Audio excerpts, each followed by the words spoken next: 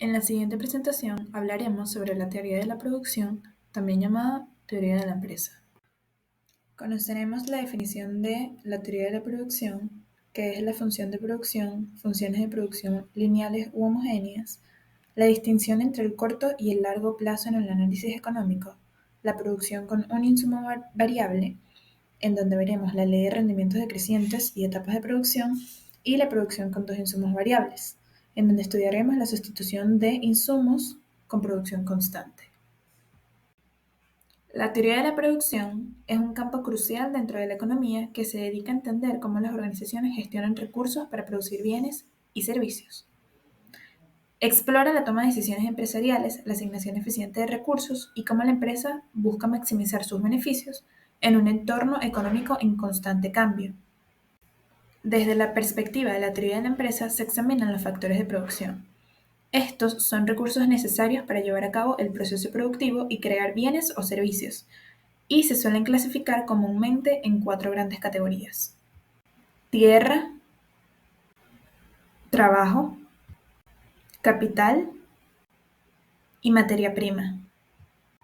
El factor tierra hace referencia a los recursos naturales utilizados en la producción, como tierras agrícolas, minerales, agua y otros elementos de la naturaleza.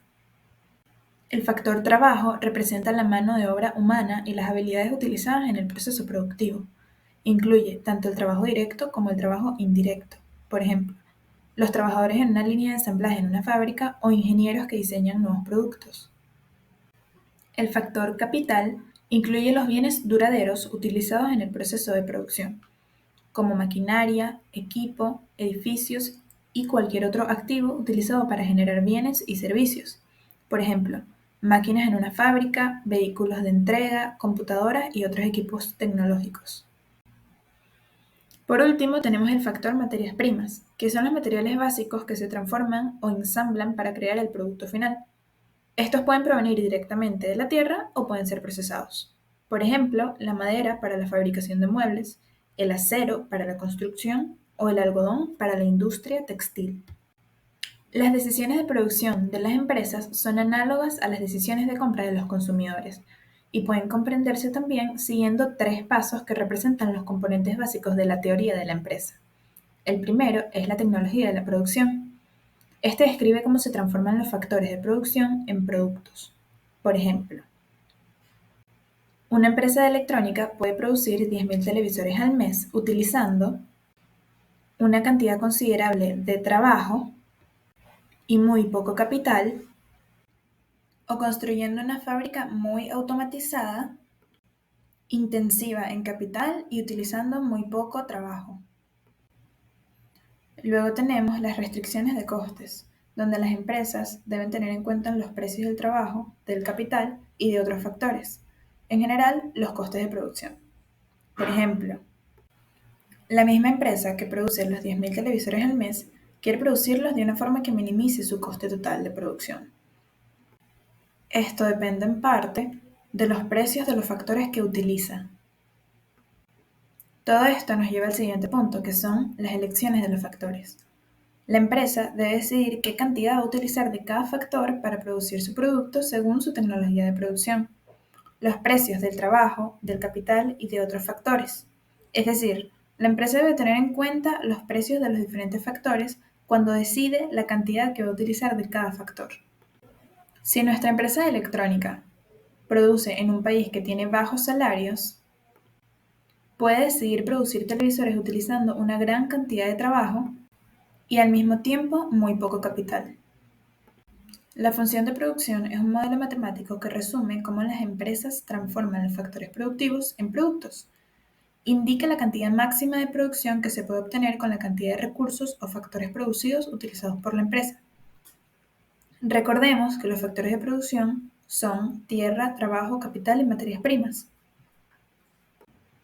Para simplificar, imaginemos que existen dos factores nada más: el trabajo, representado por L, y el capital, representado por K. Entonces, la función de producción se expresa de la siguiente manera. Q hace referencia al nivel de producción, en unidades de producto por unidad de tiempo.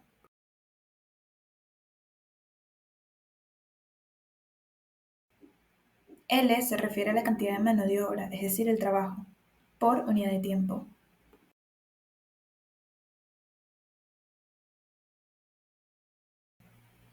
K hace referencia a la cantidad de capital dividido por unidad de tiempo. Resulta indispensable entender las funciones relacionadas con la economía, debido a que la teoría económica está plagado de ellas. Entre ellas tenemos a la función de producción lineal y la función de producción homogénea. En el ámbito económico, recurrimos a funciones lineales para modelar aspectos como los costos variables de una empresa, aquellos que están directamente vinculados al número de unidades producidas, representando así la variable independiente de la función. Dentro de las funciones lineales encontramos las funciones afines, las cuales se distinguen por la adición de una constante a la función original. Estas funciones encuentran aplicación, por ejemplo, al representar los costos totales de una empresa, incorporando tanto los costos variables asociados a las unidades producidas como los costos fijos. Las funciones de producción homogénea son un tipo específico de función matemática que exhibe un comportamiento distintivo frente a incrementos proporcionales en los insumos y su impacto en la producción. El grado de homogeneidad, expresado matemáticamente, indica cómo estos incrementos se reflejan en la producción.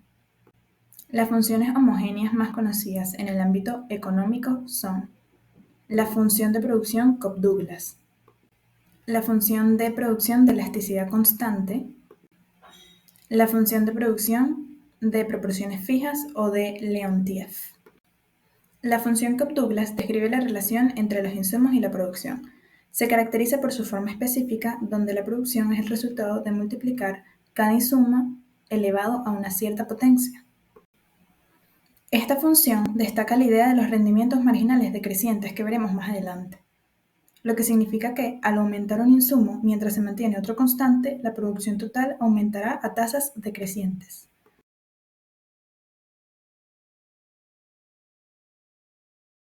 El grado de homogeneidad para las funciones Cobb-Douglas es alfa más beta, que son los expedientes de K y L, siendo A siempre positivo. La función de producción de elasticidad de sustitución constante modela cómo los insumos pueden ser sustituidos entre sí en el proceso productivo. En este tipo de función, la tasa a la cual un insumo puede reemplazar al otro es constante a lo largo de todos los niveles de producción. La elasticidad de sustitución constante mide la sensibilidad de la producción en la que los insumos pueden sustituirse mutuamente.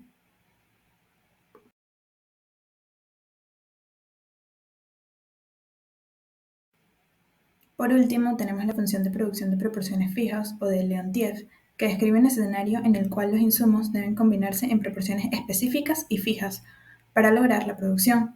No hay flexibilidad en la cantidad de insumos utilizados y cualquier intento de ajustar la proporción resultaría en una producción ineficiente. Este modelo refleja situaciones en las cuales ciertos recursos deben combinarse en cantidades predeterminadas para obtener resultados óptimos.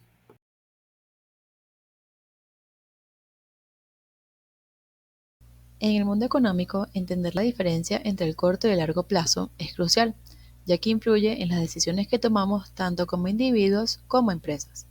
En primer lugar, es importante destacar que no hay un límite de tiempo fijo que defina exactamente lo que es corto o largo plazo.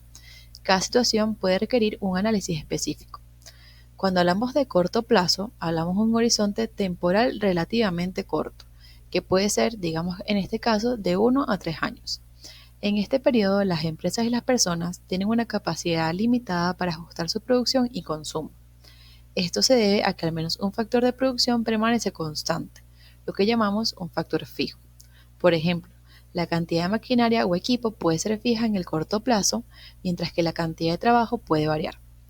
Cuando hablamos de largo plazo, este se extiende a más de 3 años. Durante este tiempo, las empresas y los individuos tienen la capacidad de realizar cambios significativos en su producción y consumo. Aquí, todos los factores de producción son variables, lo que significa que pueden ajustarse según sea necesario. Esta flexibilidad permite a las empresas adaptarse mejor a los cambios en el mercado y en su entorno empresarial. Ahora, en cuanto a la elasticidad, en el corto plazo, la capacidad de respuesta es limitada. Esto se debe a que los factores de producción permanecen fijos, lo que dificulta la adaptación a cambios en los precios o en la demanda. Sin embargo, en el largo plazo, la elasticidad aumenta considerablemente. Las empresas pueden ajustarse rápidamente a los factores de producción para adaptar así a cambios en los precios y en la demanda, lo que resulta en una mayor estabilidad en los precios y cambios significativos en la oferta y la demanda a lo largo del tiempo. La función de producción está intrínsecamente relacionada con la distinción entre corto y largo plazo en el análisis económico. Es un concepto fundamental en la teoría económica que describe la relación entre la cantidad de factores de producción utilizados, como el trabajo y el capital, y la cantidad de producción obtenida. Nos muestra cómo la cantidad de producción, que es el output, varía en función de la cantidad de insumos, que es el input, utilizados en el proceso productivo. Primero veamos la función de producción a corto plazo. Suponemos que el capital es un factor fijo y que el trabajo es un factor variable, de forma que la empresa puede aumentar su producción únicamente si aumenta la cantidad de trabajo que utiliza. A corto plazo, la función de producción es la que mostramos en pantalla, donde Q es la producción, L son los trabajadores y K es el número fijo de unidades de capital. Recordemos que en el caso previamente mencionado, identificamos el capital como el factor fijo y los trabajadores como el variable. Para un mejor entendimiento, decidimos realizar un ejemplo donde asignamos valores aleatorios tanto para el producto total, que es nuestra columna a la izquierda, como para el número de trabajadores, que es nuestra columna a la derecha. A medida que aumenta el número de trabajadores, esperaríamos que el nivel de producción también aumente en unidades. No obstante, alcanzado cierto punto, en nuestro caso para un valor de 60, el trabajo adicional genera un estancamiento e incluso ya no contribuye de manera significativa al aumento de la producción, teniendo efectos contraproducentes. Para comprender mejor este fenómeno, es esencial familiarizarse con los conceptos de producto total, producto marginal y producto medio o promedio. Estos conceptos nos permiten analizar cómo varía la producción en respuesta a cambios en la cantidad de trabajo y a entender los límites de la productividad en el corto plazo. Primero tenemos el concepto de producto total, que es la cantidad de productos que la empresa está obteniendo a partir de sus factores productivos, o mejor conocido como Q. Luego pasamos al producto marginal, que nos indica cuánto aumenta el producto total cuando tenemos más trabajadores, y viene dada por la fórmula de producto marginal es igual al aumento de la producción total entre el aumento de los trabajadores. Por último tenemos la definición del producto medio, la cual nos indica cuánto producto estamos obteniendo por cada factor variable, y su fórmula viene dada por el producto medio, que es igual al producto total entre el número de trabajadores. Ahora, teniendo estos conceptos claros, volvamos a analizar la gráfica. Aquí podemos observar una tabla mucho más completa que la anterior, con los valores hallados para el producto marginal y el producto medio. Para el primer valor del producto marginal nos da como resultado 0, ya que no ha habido cambios ni en la producción total ni en el número de trabajadores. Posteriormente, para el segundo valor hallado, tenemos que el aumento de la producción total será igual a 10 menos 0, que es igual a 10, y luego el aumento de los trabajadores será igual a 1 menos 0, lo que es igual a 1, por lo que la división entre ambos nos dará igual a 10. De la misma manera, los demás valores podemos ir hallándolos de manera consecutiva, tomando en cuenta tanto el cambio en la producción como en el número de trabajadores. Por otro lado, para el cálculo del producto medio, tendremos que nuestro primer valor será igual al producto total, que es 0, entre el número de trabajadores, que también es 0. Y como dicha división es indefinida, colocamos un guión para estos casos y procedemos a hacer el cálculo de los demás valores. Ahora, de igual manera podemos notar que luego de ciertos valores, el resultado para ambos productos empieza a descender. Estos cambios también pueden ser observados mediante nuestra gráfica. Teniendo ahora la gráfica, podemos observar que en un valor muy semejante a 15 en nuestro eje de ordenadas es el punto donde el producto medio y el marginal son iguales, e incluso el producto medio alcanza su máximo. No es una casualidad que la curva del producto marginal corte al eje de las abscisas del gráfico en el punto en el que el producto total es el máximo. Esto se debe a que cuando se introduce un trabajador que frena la producción y reduce la producción total, el producto marginal de ese trabajador es negativo. Las curvas de producto medio y de producto marginal están estrechamente relacionadas entre sí. Cuando el producto marginal es mayor que el producto medio es creciente. Asimismo, cuando el producto marginal es menor que el producto medio es decreciente. Pasemos ahora a hablar de la función de producción a largo plazo. Como mencionamos en un principio, aquí las empresas tienen más flexibilidad para adaptarse a los cambios en el mercado y en el entorno empresarial. En este caso ya no tendremos un factor fijo, sino dos factores variables, quienes serán el capital y los trabajadores. Es por ello que cuando existe la posibilidad de modificar o alterar ambos factores, nos interesa conocer la posibilidad de sustituir un factor por otro. Es ahí donde entran las isocuantas.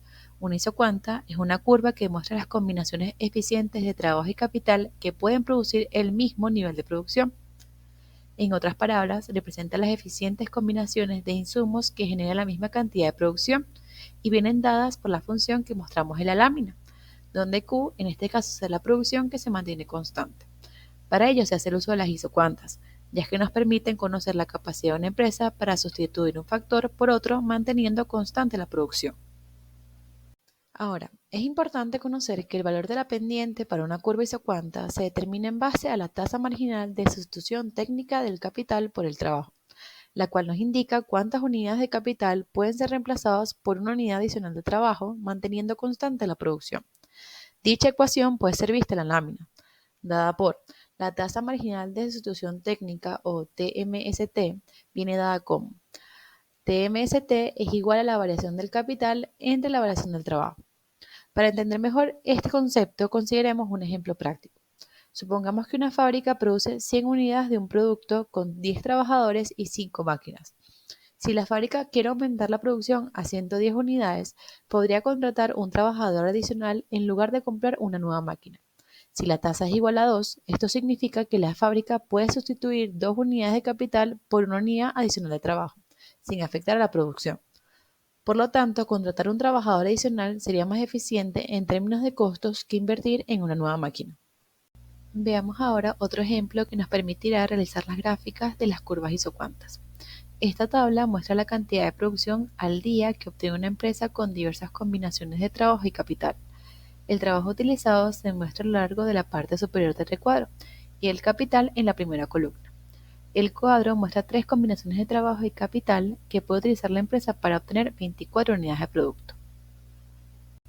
La gráfica que observamos ahora es el producto de las 3 isocuantas correspondientes a 3 niveles de producción.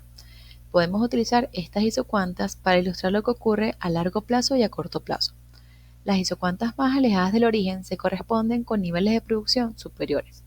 Es por ello que cuando pueden alterarse ambos factores, se deseará considerar la posibilidad de sustituir un factor por otro. En resumen, las isocuantas y la tasa marginal de sustitución técnica nos brindan valiosa información sobre la capacidad de una empresa para sustituir factores de producción y tomar decisiones óptimas en términos de eficiencia y costos en corto y largo plazo. En conjunto, estos conceptos nos permiten comprender cómo las empresas toman decisiones sobre la utilización de sus recursos en diferentes horizontes temporales, maximizando la eficiencia y optimizando la producción. En el mismo sentido, tenemos la producción con un insumo variable, que se refiere a una situación en la que la cantidad de un insumo utilizado en el proceso de producción puede cambiar, como por ejemplo una empresa puede aumentar o también disminuir la cantidad de trabajadores. Sabemos que los trabajadores son los insumos variables, en respuesta a las fluctuaciones en la demanda del mercado. Sabemos que la función de producción para un satisfactor es una ecuación, una gráfica o una tabla también, que indica esa cantidad máxima que puede producirse de dicho satisfactor por unidad de tiempo, considerando el conjunto de insumos alternos cuando se utilizan las mejores técnicas de producción disponibles. Ahora pensemos en una función sencilla de producción agrícola, alternando diversas cantidades de trabajo por unidad de tiempo, para cultivar una extensión fija de tierra. Se registran las cantidades resultantes del producto por cada unidad de tiempo.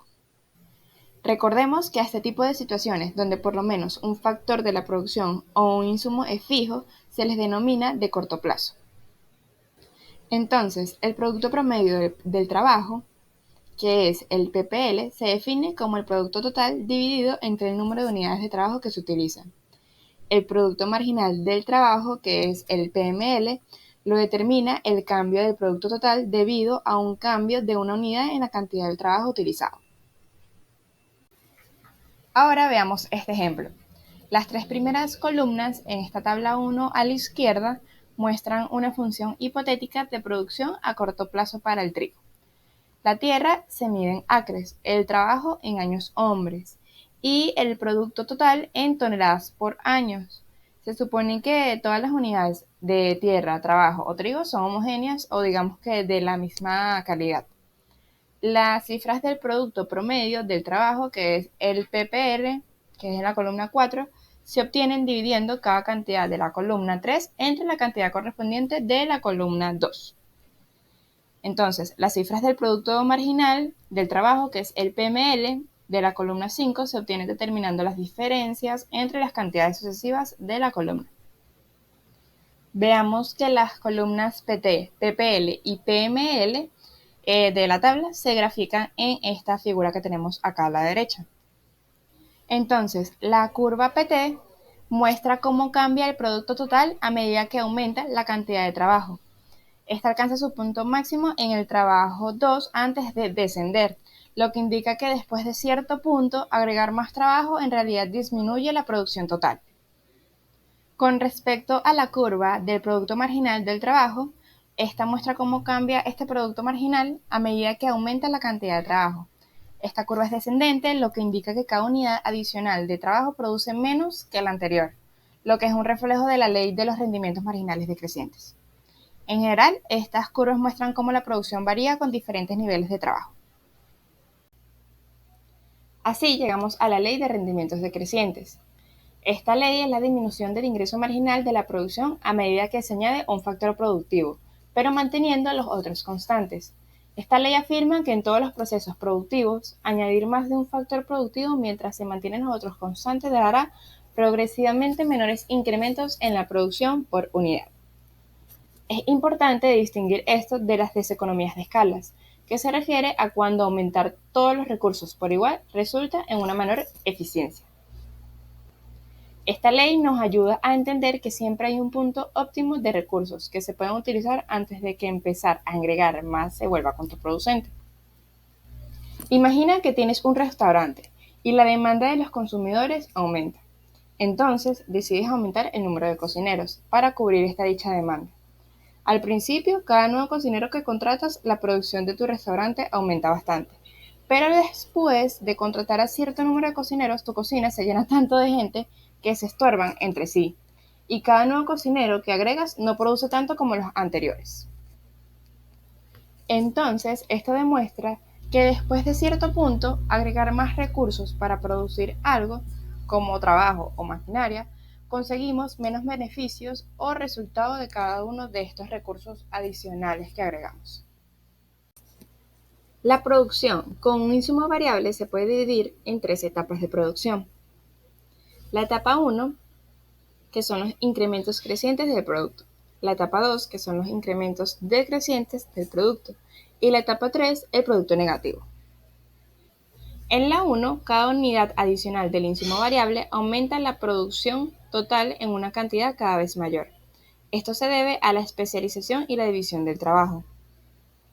En la 2, cada unidad adicional del insumo variable todavía aumenta la producción total, pero en una cantidad cada vez menor. Esto se debe a que el insumo fijo se está volviendo un cuello de botella. Recordemos que un cuello de botella hace referencia a esa fase de la cadena de producción más lenta que las demás. Y en la etapa 3, cada unidad adicional del insumo variable disminuye la producción total. Esto se debe a que el insumo fijo se ha vuelto tan restrictivo que el insumo variable ya no puede ser utilizado de manera efectiva. Recordando y siguiendo el ejemplo 1, la relación entre las curvas PPL y PML puede usarse para definir 3 etapas de la producción. La 1 va del origen al punto donde el PPL está en su máximo. La 2 va desde el punto máximo del PPL hasta donde el PML es 0. Y la 3 abarca el intervalo en el que PML es negativo. El productor no operará en la etapa 3, incluso con trabajo gratuito, debido a que podrá aumentar el producto total utilizando menos trabajo por hectárea de tierra. En forma semejante no operará en la 1 porque en la 1 para el trabajo corresponde a la etapa 3 para la tierra. Esto deja a la etapa 2 como la única para el productor. Esta gráfica del ejemplo 2, con algunas modificaciones, es básicamente la misma que la anterior y muestra 3 etapas de producción para el trabajo. Puedes observar que en la etapa 2 el PPL y el PML son positivos pero en declive. Por tanto, el productor opera en el rango de rendimientos decrecientes dentro de la etapa 2. Producción con dos insumos variables, sustitución de insumos con producción constante.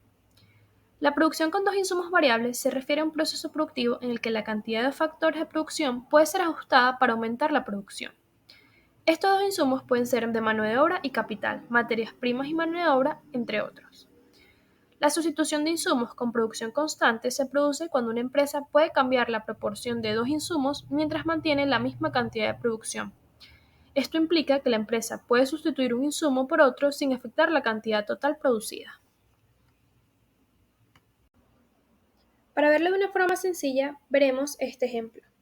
Se tiene una fábrica de muñecas y para fabricar estas se necesitan dos insumos variables, horas de trabajo y cantidad de tela.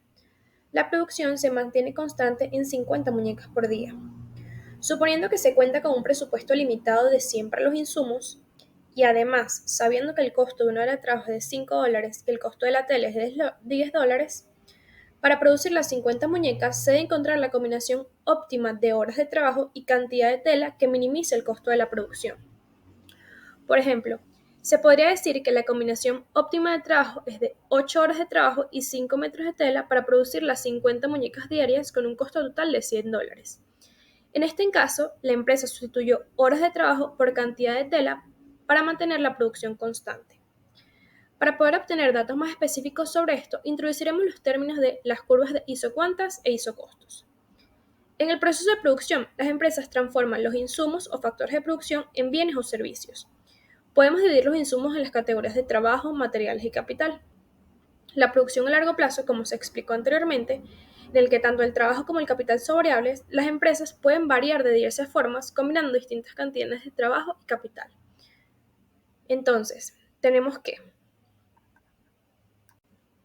las curvas isocuantas representan todas las combinaciones posibles de insumos que resultan en el mismo nivel de producción. Es una curva de producción que muestra cómo se pueden combinar dos insumos variables para producir una cantidad constante de producción, como podemos ver en la imagen de la izquierda. Ahora mencionaremos algunas características que nos servirán para más adelante.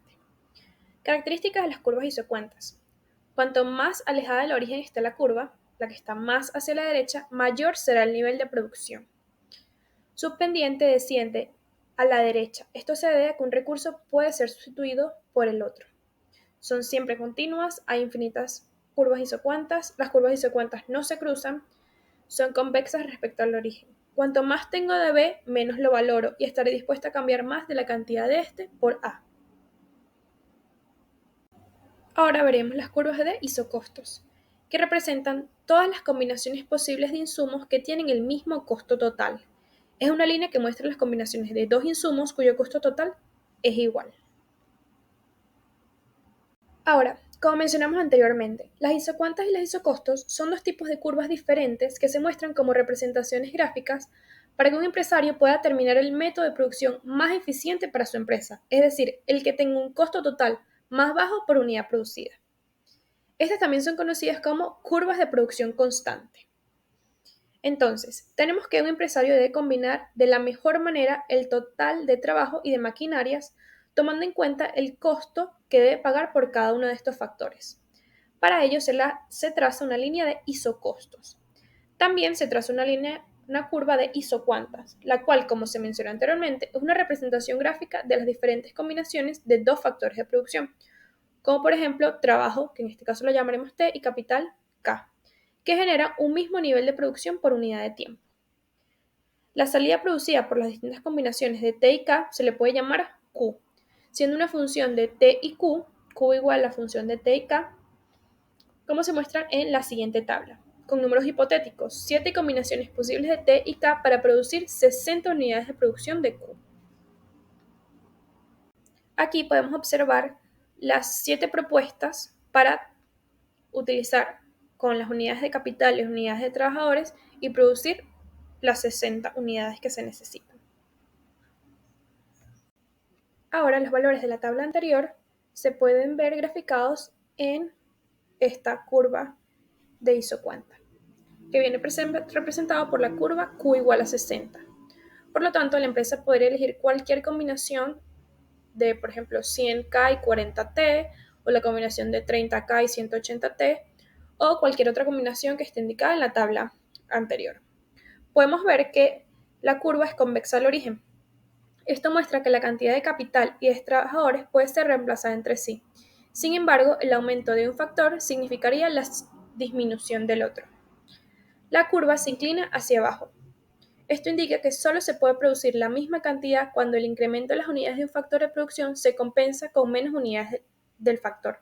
Por ejemplo, una empresa puede obtener el mismo nivel de producción cuando aumenta el recurso de capital, pero disminuye el recurso de trabajo. La curva no debe tocar el eje Y o el eje X del gráfico. De lo contrario, la tasa de reemplazo técnico sería nula, indicando que un factor de producción puede producir la cantidad deseada sin que participe ningún otro factor.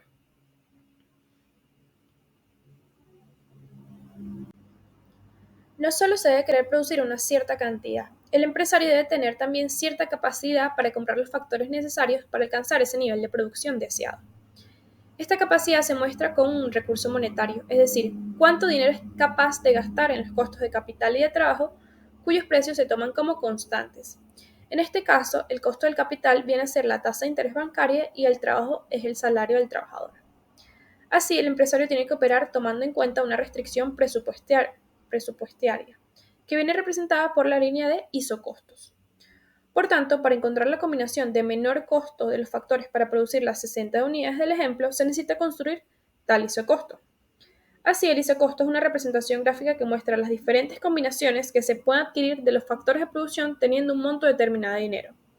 Por lo tanto, para cada punto de la línea de isocostos representa ese mismo monto. Para realizar esta línea de isocostos se debe haber investigado los precios de mercado de estos dos factores.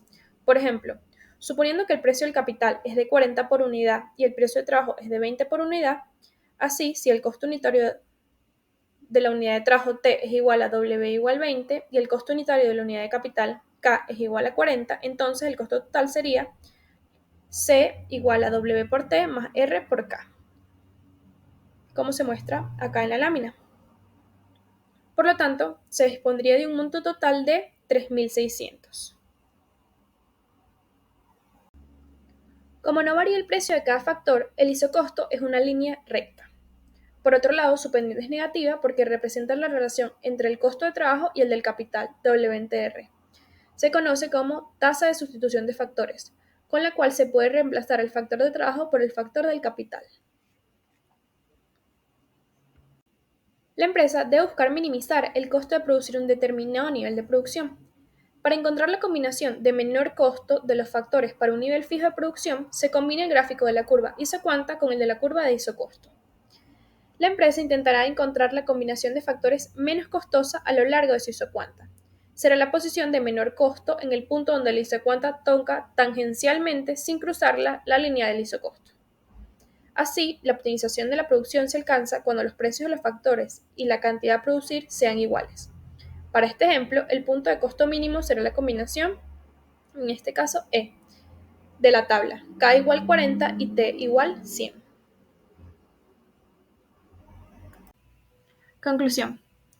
Como podemos observar, vimos en la presentación un análisis exhaustivo de la teoría de la producción, abarcando sus componentes básicos, la función de producción, sus distintas clasificaciones, la producción en el tiempo, la producción de un insumo y la producción con dos insumos variables.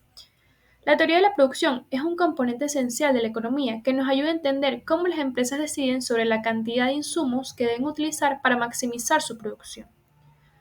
Los componentes clave como el producto total, el producto promedio y el producto marginal, así como la ley de los rendimientos marginales decrecientes, proporcionan una visión valiosa de cómo la producción varía con diferentes niveles de trabajo. Además, las tres etapas de la producción destacan la importancia de equilibrar eficazmente los insumos fijos y variables para optimizar la producción. Este conocimiento nos permite evaluar la eficiencia de la producción, optimizar la combinación de recursos, tomar decisiones estratégicas, predecir el comportamiento de la producción y resolver problemas. En definitiva, la teoría de la producción se convierte en una herramienta fundamental para que las empresas almacenen la eficiencia, la productividad y sus objetivos.